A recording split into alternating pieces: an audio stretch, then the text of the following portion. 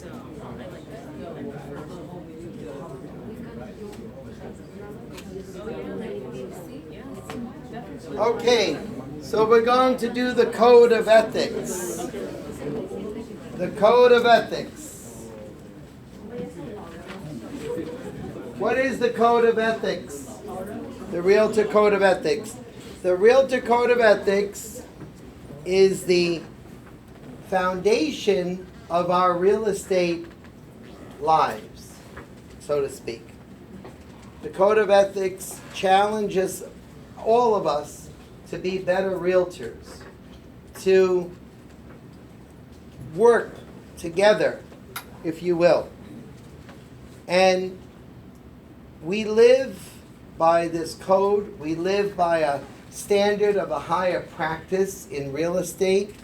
We challenge ourselves every day to meet people, to understand the lives of people and what their needs are in real estate, and working together with other real estate agents is very key to understanding behavior, amongst each other. And there's some people out there that don't have that ethic, that code in them. They constantly, mix up who they work for, whether it's a buyer, whether it's a seller. They don't know who they work for at all. They don't use disclosure forms. They don't know that when they go into a house, they don't know that they can't operate for themselves, in a buyer capacity if they're representing the seller by giving the seller an undervalue in the home that they're listing simply because they have a vested interest in the house. The Code of Ethics puts it all together for us. It's sort of like a roadmap for us on how we should be doing our business, so to speak.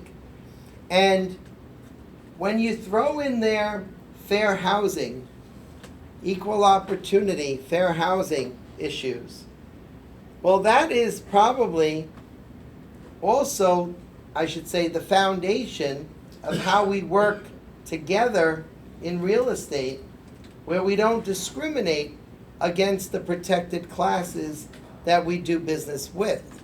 But yet that goes on too. In 2018, we still see that discrimination is alive and well in other facets of the protected classes. Whether it's age, whether it's familial status, sex, religion, national origin, race, color, children, religious. It's all there.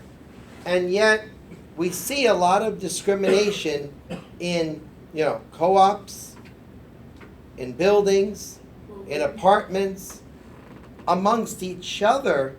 When you call up another real estate agent, you say, I have a prospective customer for you who would like to rent your listing, and the first thing they say is, who are they? Does that make sense? Like, what do you mean, who are they? They're people. They want to rent from you. It's a husband and wife wanting to rent, professional couple with credit scores over 700, and they're willing to meet your $3,000 price, I said to an agent. And the lady says, well, who are they? I said, I think I just told you who they are. But you see, it goes beyond who are they, you see? They want to have another conversation that I'm not willing to have. Because who are they is not important to the agent so much as what are they. You mean to tell me you want to ask, what are they? I'm not going there with you. You're going to take this journey to discrimination all by yourself. And I'm going to give you the directions on how to get there. But it's not my job, I tell them, to tell you who are they. And we see a lot of that in our day-to-day business. The brokers themselves are brokers.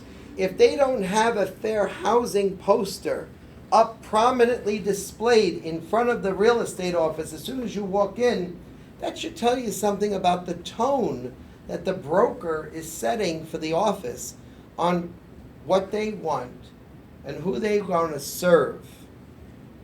Now, I know you live in a very diverse community here, and this is very diverse because this is as close to the city as I can get in being diverse. In Long Beach, there is a diversity too, not as much, but there is diversity. And it's how we behave with one another as realtors in how we serve the diversity. And we should always serve diversity with no filter right here. That's for starters, right? Because that's how we got into the business. We studied fair housing. But there is an ethic, a code of ethics, that challenges us to not have a filter every single day. And that's with ourselves, right? So, who enforces the code of ethics? Well, LIBOR has its own enforcement of the code of ethics. You know, a director of LIBOR has that power to say, you're violating the code of ethics. I suggest that your broker file a code of ethics challenge and take it to professional standards, and then go right up to the grievance committee where it will be heard.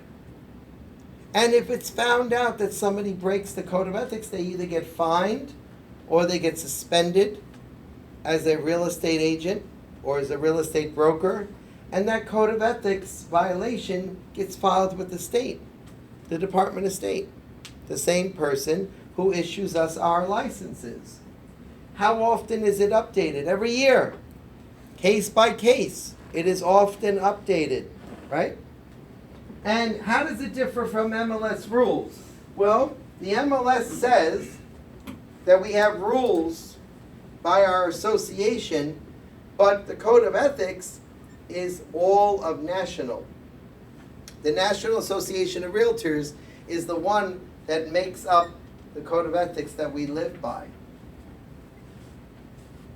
The history, founded in 1908 by the National Association of Realtors, was also the National Association of Real Estate Exchanges. And this gentleman here, Charles Chadbourne, coined the term realtor, founder of the Minnesota State Association of Realtors in 1916, and then changed the name and adopted the code in 1913 to establish a professional standard of conduct. The Code of Ethics formed the basis of many New York licenses in 1922. These were the association's first board of directors in 1909. Look at these big bad boys. They look like they're mafia hitmen or something. So the Code of Ethics deals with duties to the public. And one of the duties to the public,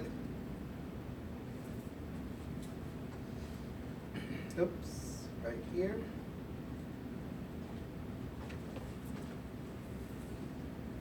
is Article 1, knowing the difference between a client and a customer. And we said this with our disclosure form talk before about who is the client, who is the customer, and how to know the difference between the two. So we pretty much got this, right? Does everybody agree? You say yes? Yes. Okay. Article 2 says that realtors shall avoid exaggeration, misrepresentation, concealment of pertinent facts relating to the property or the transaction. So you don't want to start exaggerating, oh wow, this is a great house, this is wonderful. You know, I wish if this house had a pool, it'd be great, it'd be even greater. Oh my God, I can imagine myself in this house.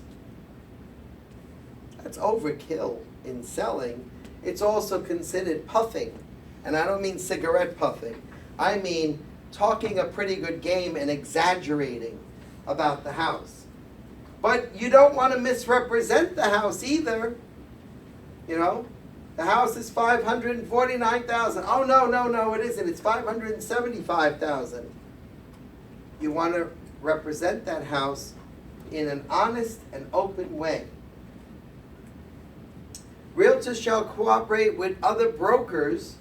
Number 3, right? And when cooperation is not in the client's best interest, you don't have to cooperate. So, let's say, for example, Jay calls me up and he says, listen, I'm a buyer's broker, I think, but I want to represent your seller, I think. And I go, well, which is it? You're going to represent the buyer or the seller or both? What are you going to do here? He says, I don't really know because I'm still trying to get to know the customer. And I go, well, listen, until you figure it out, it's not in my client's best interest to let you into the house. Because if I let you into the house and my client is there and you work for the buyer, you're going to start asking my client questions as to what? Why are they selling, right? You're going to try to find that out for my buyer, for your buyer. And Jay says to me, well, I can't figure it out. Well, until you figure it out, you can't see my house. So until my client is protected, it's to my best interest, but my client's best interest, to be protected against that kind of behavior. And the obligation, it says, to cooperate does not include the obligation to share commissions. I don't have to share my commission with anybody and everybody simply because it says 1%, 2%, 3% on the listing. If you don't know who you're representing, or let's say an attorney comes to you and says, listen, I got my broker's license.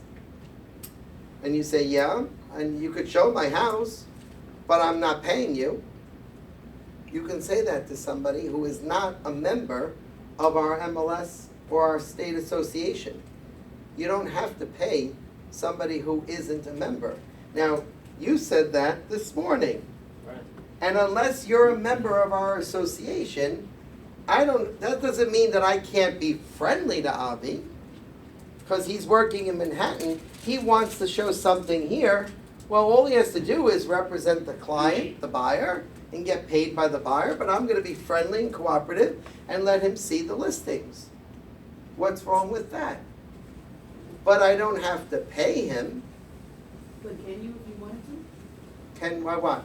You don't have to pay him, but can you pay him if you Sure. want to? Okay. It's just that he hasn't met the right the right agent. Because some of them will disclose that on the actual MLS, like if you're not a part of it, our MLS, only people Right. who are part of the MLS will be paid. So Right. if they don't mention it, then they probably are willing to. Right, but if you belong to another association, and all you have to do is say, listen, I don't belong to your association, and I'm looking to show a house. Is there any room for compensation for me if I come and show the house? I'm a licensed real estate agent. Now, you may get either a warm reception or cold reception. How do you deal with it if you have a cold reception? Move on to another property. No. It's not- I want that property and I want you to represent me, But if you're not paying me, then why am I going to be giving you the business? because as a buyer's agent, right, there's a way for me to get paid in the transaction. Oh, a phone? No, Through the buyer. through the buyer. To the buyer, yeah. Or through the transaction itself. Now, I'm not here to teach buyer brokerage, No. but if I give you a $500,000 offer, and I say it like this, in that $500,000, there's 2% there for me. And the rest of it is yours to split with your seller. So that's how I treat buyer brokerage. So if I was to go to you in Manhattan, I would say, here's $600,000 offer, and out of the 600, I get 2%. Now he could say, no, I'm not going to do it. So you doing the brokerage with that?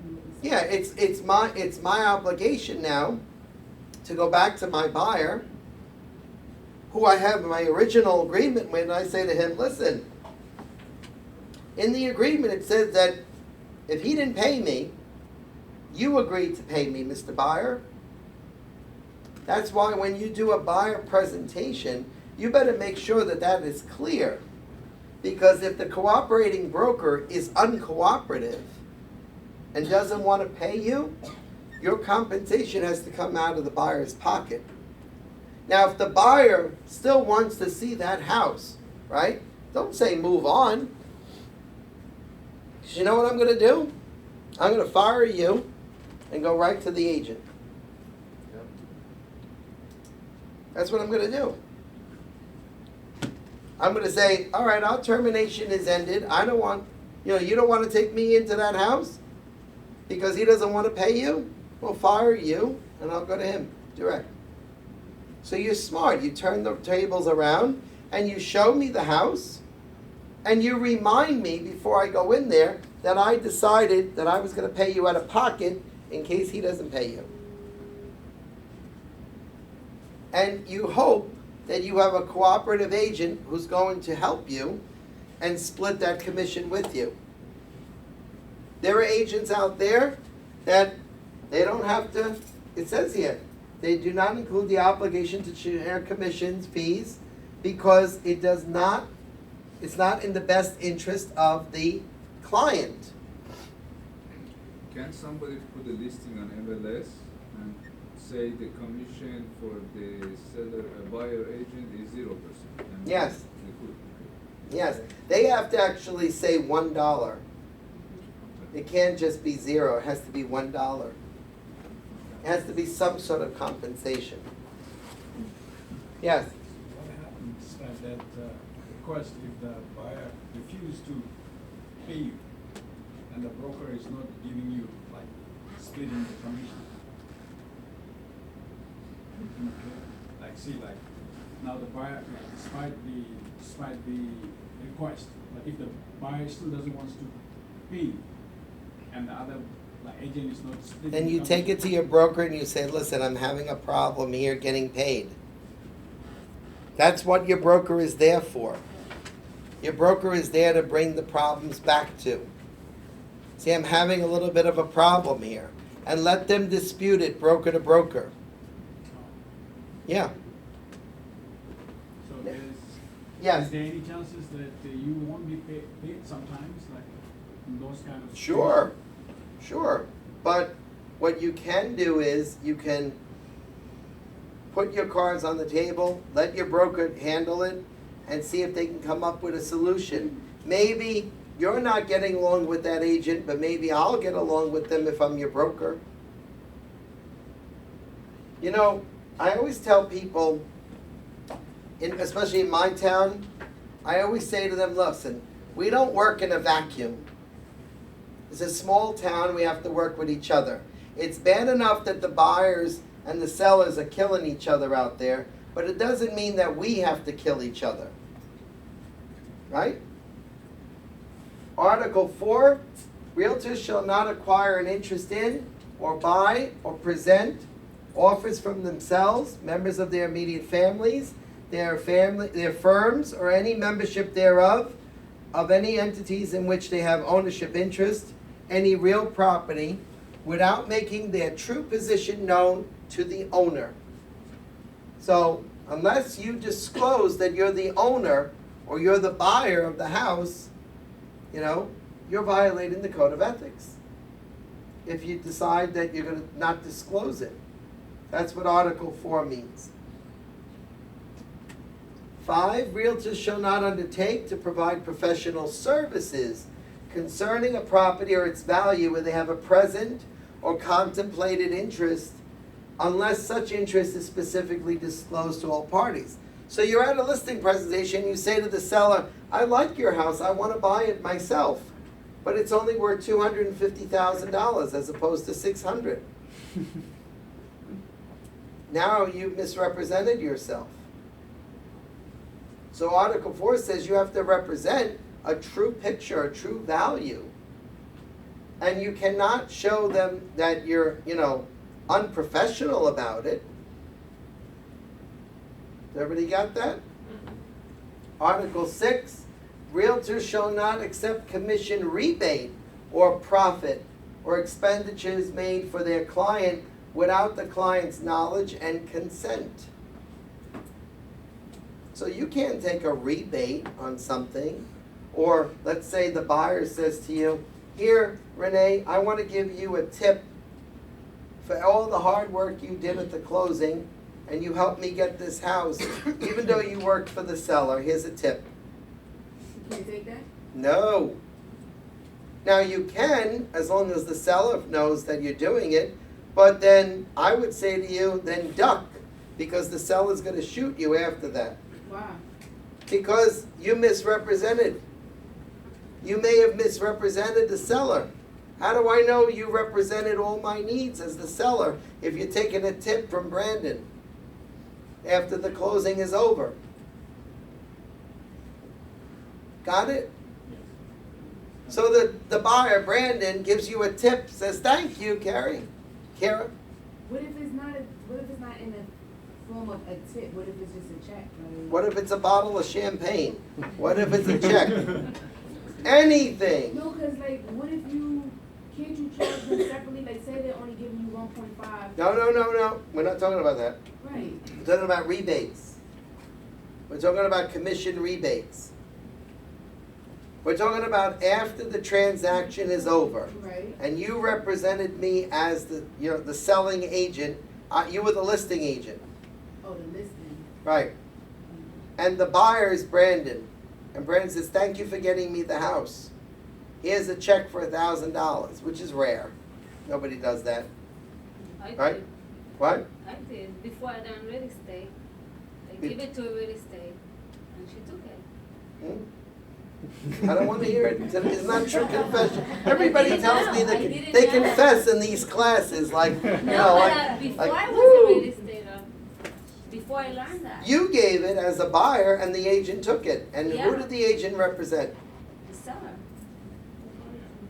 Well, wouldn't So if the you? agents represent the buyer, then they can take it. She helped If me. the agent was representing the buyer, Then they can take it. and only the buyer, and here the buyer was giving them an extra $100. Here you go. Here's a little gift from me to you. I would say, yeah, that's great. What do you mean only the buyer? So if the seller agent gave them like 1.5%, and then. We're talking about no. We're talking about two different scenarios. Yeah, so I get that one. You cannot take it from. If another agent gives you more money, that's fine. If a buyer gives you more money and you're representing the seller, or you're representing the buyer and the seller gives you a tip, it's a conflict of interest. Who are you loyal to? If I'm, Your fiduciary could be challenged. You got it? But if you represent both, it's okay. How do you represent both? How do you Dual hold the agency. secrets of both seller and buyer without telling each other? by disclosing at the beginning of the transaction. Dual agency. How many people have done dual agency here? I'm new. What? I'm just new into the business. Yeah, I know. That's a good safety mark there for you. But you understand, you cannot practice dual agency for both a buyer and a seller. It's absolutely impossible. It could be done. So here, I'll give you an example. Jay, Mhm. I'm selling my house because I'm getting divorced. Right. All right? So don't tell anybody. Nope. Confidentiality, right? Mhm. Okay, you signed the agreement, boom, boom, you're selling the house, done. Now, Avi comes in to buy a house from you, Mhm. and he says, Jay, I want you to hire me. Mhm. And you go, okay, I can represent you. I'm gonna have him sign the disclosure. And Yeah, what are you gonna purpose. leave out? Leave out what? In the buyer brokerage agreement, what are you gonna leave out with Avi and you? My house, right? Because you swore all your loyalty to me and confidentiality to me. But what if I get you to sign the disclosure of dual agency? Yeah? You think I'm gonna sign it? Or what does this mean? What does dual agency mean, Jay? It means I'm representing the buyer and the seller. No, I want you to represent me and only me. Exclusive. Exclusively. No dual agency. Well, in that case, then I would just have Get to another be, engine. I would just Wait. do it. In that case, I wouldn't represent the buyer, I'd only represent you. Right, so now the buyer comes in and he wants full representation from you. see the problem with this? And you say, I can't represent you, Avi, I represent Joe. And Avi says, no, I heard you're the best, I want your representation. So what you can do is, you can say, okay, Avi, I'm going to show you every house that's out there except Joe's house. Right, can you do that? Of course. Yeah. Because you know I gave you something in confidence. And if Avi wants you to hire him, I mean, he wants you to be his agent, right? Then what he's going to do is, he's going to ask you, why is Joe selling? And if you don't exclude my house at the very beginning, and he says, why is Joe selling? You have a fiduciary to tell him, why am I selling? Right. Because he hired you too. Mhm. You have a fiduciary to him too. But what if the person don't? That's dual agency. You see the conflict? Yes, yes. So how is that? Got it? Then how is that even legal then? It's not, I don't know. I don't know how people do it. It's like keeping this a secret, and that secret, and this secret, and this secret, and your mind's going to explode. Basically, you cannot do it, dual agency at all. It's not a good practice. You can do it, but it's not a good practice. It's like being a hypocrite. Not everybody has secrets.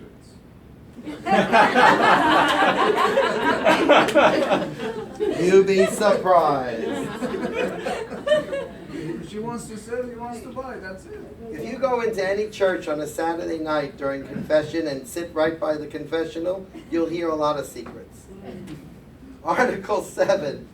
In a transaction, realtors shall not accept compensation from more than one party, even if permitted by law, without disclosure to all parties and the informed consent of the realtor client or clients. Same thing, disclosure. Article 8, realtors shall keep in a special account in appropriate financial institution, separated from their own funds, monies coming into their possession in trust for other persons, such as escrows, trust funds, client monies, and other like monies. That's escrow account. When your broker receives money on a rental, their job is to give it to the landlord immediately, not hold it for more than 24 hours. Otherwise, it's called what? Commingling. To be accused of commingling. So, what he has to do is he has to let it go or put it in a separate escrow account. Does everybody get this? Article 9, realtors for the protection of all parties shall assure whenever possible that all agreements related to real estate transactions, right? Blah, blah, blah, blah, blah, blah. A copy of such shall be furnished to each party.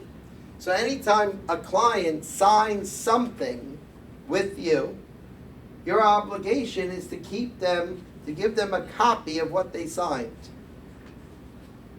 That's what Article 9 is saying. And that includes listing agreements, representation agreements, transactions, purchase contracts, anything they need a copy. They are entitled to a copy. Article 10, we talked about this before, and this is fair housing. And the protected classes that we're here to protect are anybody of race, color, religion, sex, age, children, handicap, familial status, national origin, sexual orientation, gender identity, photographs or illustrations of people. So, there's another technology that I use that I'm learning now, that when we do this technology, we can't just do it around the house and then that would be the end of it. It's called Matterport. Has anybody heard of it?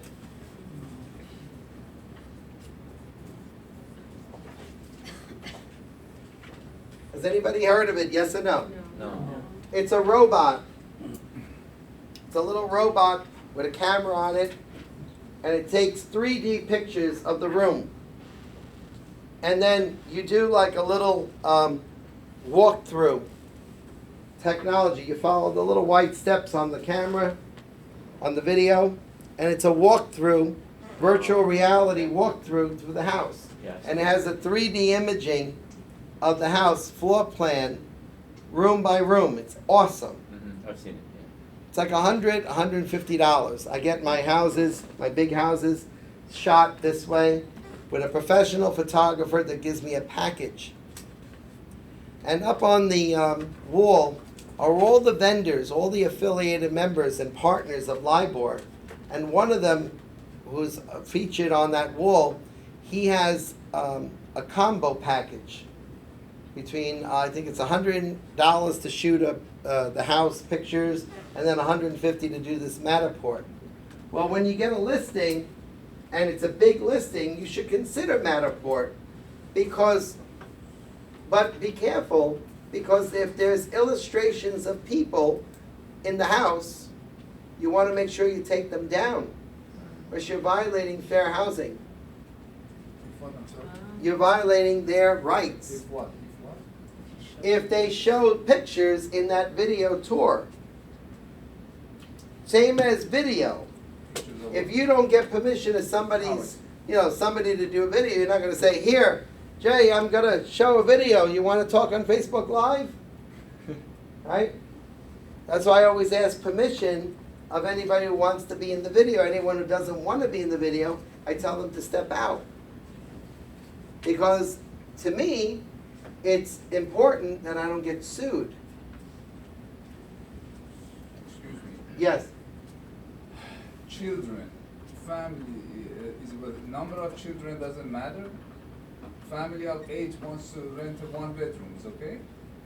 space you can say no to. We can. And the law says there's 2 people per room. Oh. So a family of 8 renting a 1-bedroom apartment, I'm sorry, it's not big enough.